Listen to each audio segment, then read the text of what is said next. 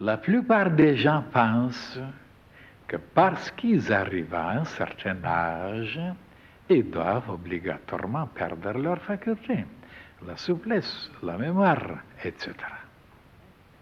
Et à force de le penser, cela arrive réellement.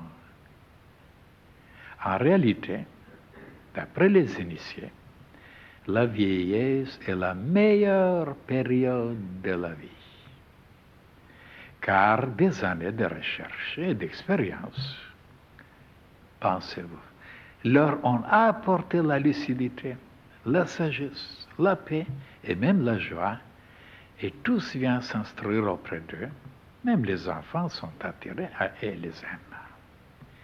Si l'opinion contraire circule de par le monde, c'est que pour beaucoup, en effet, la vieillesse est une très mauvaise période, à cause de la façon dont ils ont vécu dans leur jeunesse, en faisant toutes sortes de folies et de stupidités. S'ils ont passé leur jeunesse à gâcher leur énergie, quelques années après, bien sûr, les forces chaotiques qu'ils ont déclenchées reviennent pour leur apporter la tristesse, la faiblesse et la maladie.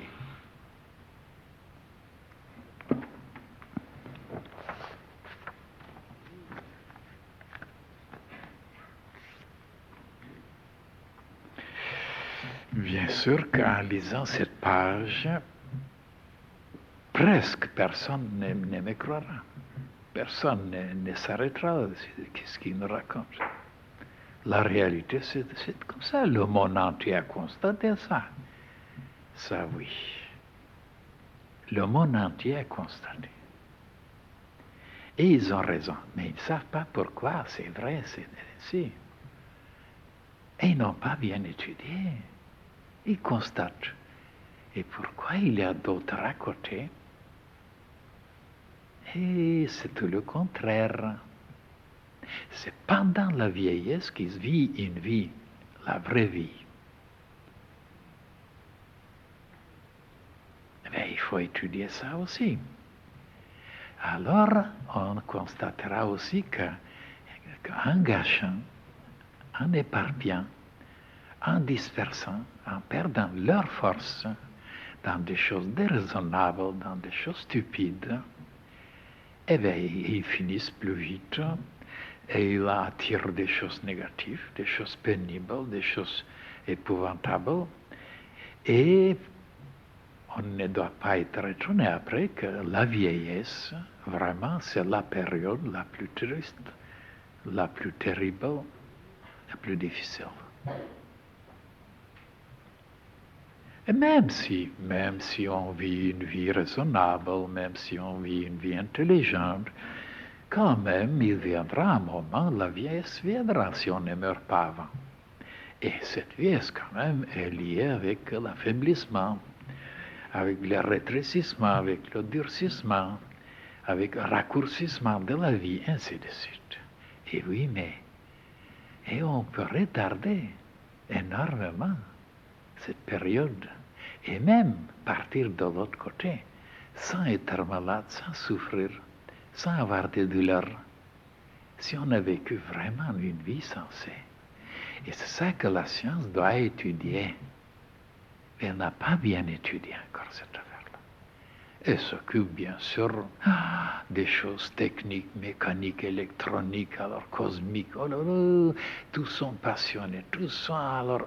Eh oui, mais il y a des choses beaucoup plus importantes que ça. Regardez par exemple les découvertes qui sont arrivées à obtenir.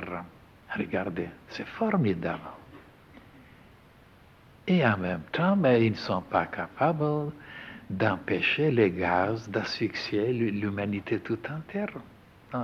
Au lieu de travailler dans ce domaine-là, et ils travaillent sur d'autres choses qui sont en dehors de nous, en dehors de notre bonheur, de notre joie, de notre dilatation, de notre épanouissement, de notre embellissement. Ils travaillent sur les choses extérieures pour les connaître, pour les dominer, pour se servir, les utiliser. Et dans quel but? Oh, pour alléger l'humanité, de ne pas tellement faire des efforts, de ne pas penser, de ne pas avoir la mémoire, de ne pas travailler, de ne pas faire... Et seulement de pousser un bouton comme ça, et tout le reste, ça sera arrangé. Voilà leur but. Peut-être ils arriveront, mais ils ne savent pas dans quel état l'humanité sera sans moi. Ankylosé, hein? Abruti, par terre. Pourquoi?